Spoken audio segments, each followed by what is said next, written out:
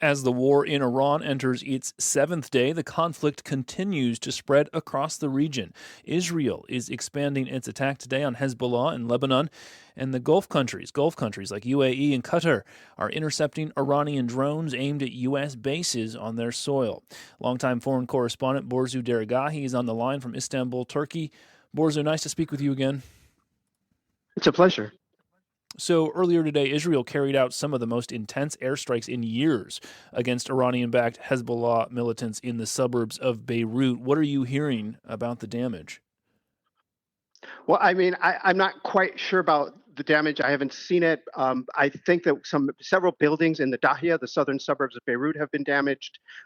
In southern Lebanon, south of the Litani River, there have also been airstrikes. What I can say from people that I've spoken to in Lebanon is that there has been a mass exodus of people from both the southern Beirut area from this and the south of the country towards more safer areas. There have also been warnings to evacuate central Lebanon and the Bekaa Valley.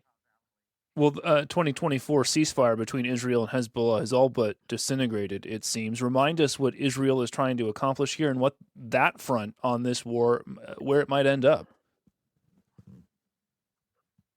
Well, I think that it's kind of unclear what Israel is trying to accomplish.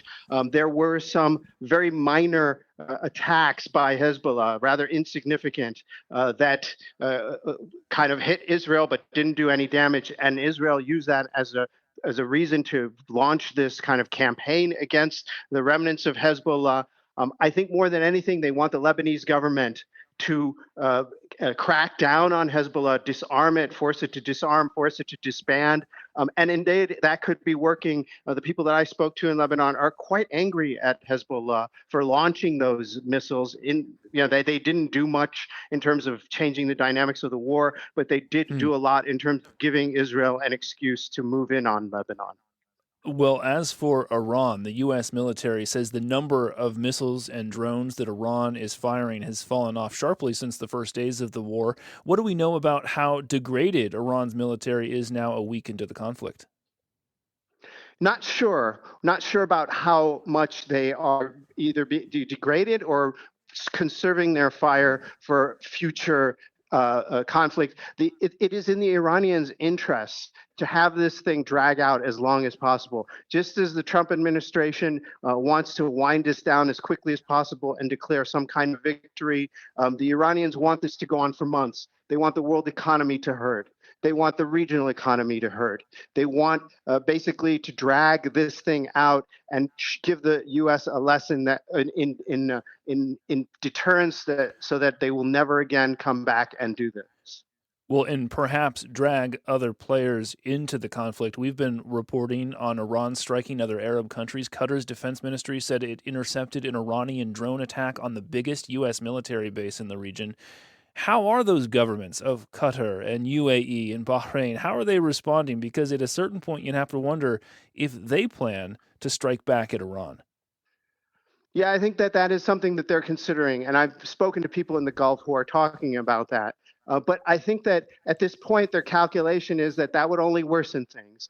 For now, at least, the Iranians are not striking at Qatari military infrastructure or UAE military infrastructure. They're hitting at bases that the U.S. is using as command and control or communications in this war effort against Iran. They're hitting at hotels where they suspect that CIA and U.S. military personnel are staying after they've evacuated their bases. So, in a way, what the Iranians would argue is that you guys put yourself in this position by integrating your military systems with the U.S., and now the U.S. is attacking us, so you're fair game. I could see how the Gulf countries are not accepting that calculus, but I can also tell you that the Gulf countries are very angry at the U.S. for not protecting them from these Iranian attacks. What's the view from Istanbul, especially after NATO forces intercepted an Iranian missile that was heading towards Turkish airspace yesterday?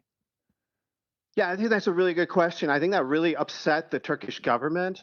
I think the Turkish authorities are very, very wary of what is happening, and they do not want this war to encroach on Turkish sovereignty or to threaten Turkish security. On the other hand, I can tell you in this country right now, in the streets, there is so much sympathy for the Iranians and so much hostility toward the Israelis and the Americans that I Mm. don't think that Turkey will intervene and take the U.S. side just because it would be so unpopular with the people here.